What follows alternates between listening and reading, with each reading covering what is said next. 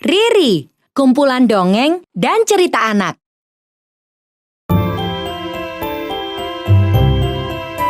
Kisah Sang Kuryang.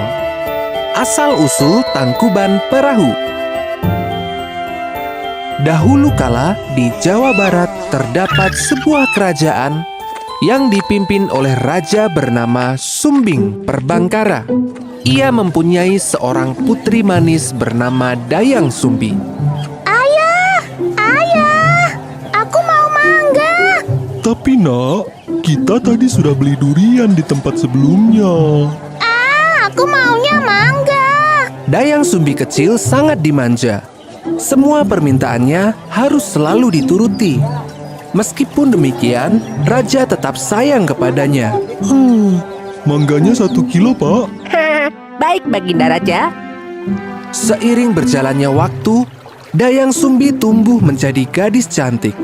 Kecantikannya ini membuat para pangeran dan raja-raja bertengkar untuk memperebutkan dirinya. Demi menghindari pertengkaran antara pangeran dan raja-raja, Dayang Sumbi akhirnya menyendiri ke sebuah pondok di tepi hutan. Di pondok itu, Dayang Sumbi gemar menenun. Hingga suatu saat, ketika sedang asik menenun, tiba-tiba Aduh, benangku jatuh.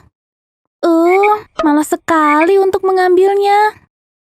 Aku bersumpah, bagi siapapun yang mengambilkan benangku, akan kujadikan suami apabila dia laki-laki. benang yang jatuh tersebut diambil oleh Tumang, anjing pengawal raja yang menemani Dayang Sumbi selama di pondok. Betapa terkejutnya Dayang Sumbi. Tumang tiba-tiba berubah menjadi seorang manusia. Ia menceritakan bahwa sebenarnya dia adalah jelmaan seorang dewa. Ia akan berubah ke wujud manusia ketika bulan purnama. Sesuai janjinya, Dayang Sumbi akhirnya menikahi Tumang. Mereka pun mempunyai anak yang diberi nama Sang Kuryang. Dayang Sumbi masih merahasiakan kepada Sang Kuryang kecil jika Tumang sebenarnya adalah ayahnya. Seperti kakeknya, Sang Kuryang mempunyai kegemaran berburu di hutan. Ia selalu ditemani oleh Tumang ketika berburu. Dah, Ibu. Aku berburu dulu. Hati-hati, nak.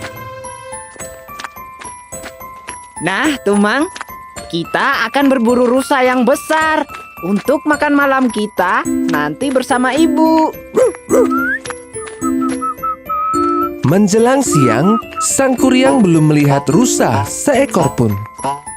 Sang Kuryang merasa sedikit putus asa. Kenapa tidak ada seekor rusa pun hari ini? Tiba-tiba, Babi rusa, itu bisa jadi menu makanan kita nanti malam. Tumang, cepat kejar babi rusa itu. namun Tumang hanya diam saja. Ia tidak mau mengejar babi rusa itu. Babi rusa itu berlari masuk hutan. Makan malamku. Tumang tidak mau mengejar babi rusa itu karena dia tahu bahwa babi rusa itu merupakan jelmaan dewi seperti dirinya bernama Wayung Hyang. Ini semua salahmu. Gara-gara kamu, kita tidak bisa makan malam daging. Gelap mata, Sang Kuryang tiba-tiba mengambil anak panahnya. Dilepaskannya anak panah itu dari busuknya, mengarah ke badan Tumang. Maafkan aku, Tumang. Tapi aku sudah berjanji pada Ibu untuk membawa daging. Ibu, aku pulang. Oh, Sang Kuryang, kau dapat daging buruanmu? Ini, Bu. Wah, daging yang besar. Akan kumasakan untuk kita dan Tumang. Lalu, di mana Tumang? Maaf, Ibu.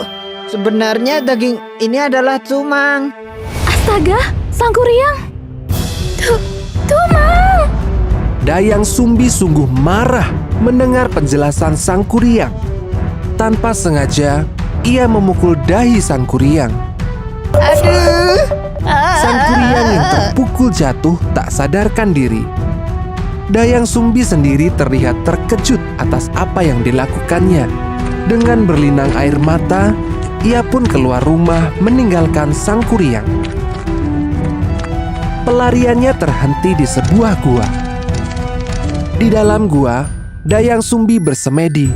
Sang dewa menganugerahkan kecantikan yang abadi. Ia akan selalu terlihat awet muda. Sementara itu, di pondok Sangkuriang, Sangkuriang siuman dari pingsannya. Ketika terbangun, ia tidak menemukan ibunya dimanapun. Ia pun pergi meninggalkan rumah karena kecewa kepada sang ibu yang lebih menyayangi Tumang daripada dirinya. Hingga akhirnya ia bertemu dengan seorang pertapa sakti. Sangkuriang pun berguru kepadanya. Waktu terus bergulir. Pagi menjadi siang, siang menjadi sore, dan sore menjadi malam. Sangkuriang kecil kini telah berubah menjadi sesosok pemuda yang gagah. Siapa gadis yang sedang memetik buah itu? Tanpa sengaja, ia dipertemukan kembali dengan ibunya. Namun, keduanya tak saling mengenali. Hai gadis cantik, bisakah aku membantumu? Terima kasih pemuda. Demikianlah Dayang Sumbi dan Sangkuriang kembali bertemu dan akhirnya saling menyukai. Jeruk yang cantik, secantik yang memetik. Kok bisa saja? Bisakah kita istirahat sebentar? Bagaimana kalau di bawah pohon itu? Sangkuriang benar-benar jatuh hati kepada Dayang Sumbi. Ia pun meminta agar Dayang Sumbi mau menikah dengannya. Dan hari ini, Sangkuriang berniat untuk bertanya sekali lagi. Wahai Dayang Sumbi, kapankah kau mau menerima lamaranku? Dayang Sumbi bersedia menikah dengan Sangkuriang. Saat hendak menjawab lamaran Sangkuriang, Dayang Sumbi dikejutkan oleh bekas luka yang ada di dahi Sangkuriang. Bekas luka itu? Kau? Kita tidak bisa menikah. Kita tidak bisa hidup bersama. Kenapa? Itu karena kau sebenarnya adalah anakku. Kau bercanda? Mana mungkin? Itu terlihat dari bekas luka di dahimu. Itu luka yang dulu aku buat. Aku tidak percaya. Bagaimanapun juga, aku akan menikah denganmu. Kau sungguh keras kepala. Baiklah, jika kau benar-benar ingin menikahiku, aku punya 2 permintaan. Buatkan aku sebuah kapal besar dan sebuah bendungan dalam waktu 1 malam. Baiklah, aku akan mewujudkan keinginanmu.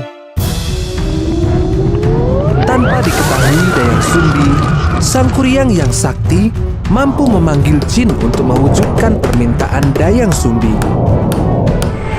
Ia memerintahkan para jin untuk membangun kapal dan membangun waduk malam itu juga.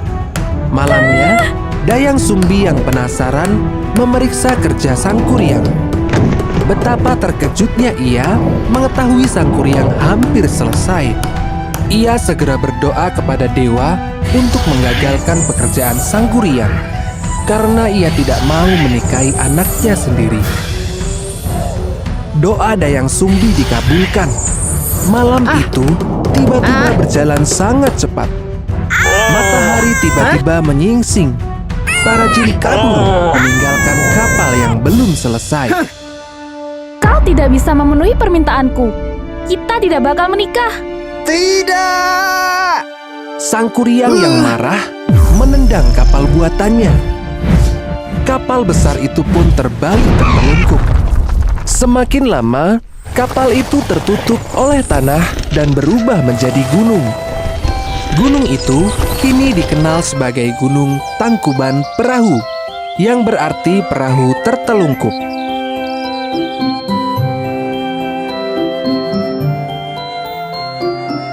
Pesan dari cerita ini adalah jangan gegabah dan terburu-buru dalam memutuskan sesuatu. Apalagi kalau hati dan pikiran kita sedang dipenuhi dengan amarah. Selalu berpikir jernih sebelum bertindak. Yuk dukung Riri dengan menekan tombol subscribe.